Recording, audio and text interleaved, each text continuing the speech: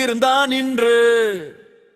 தமிழக வெற்றி கழகம் எனும் தகையுடன் வந்தான். இறைப்பயணம் முடித்துவிட்டு தரைப்பயணம் தொடர்கிறான். விஜய் எனும் பெயரில் ஒரு விடியலாய் வருகிறான். நாயகன் இனி மக்கள் நாயகன், கட்சி கொடி ஏந்தி வரும் கொள்கை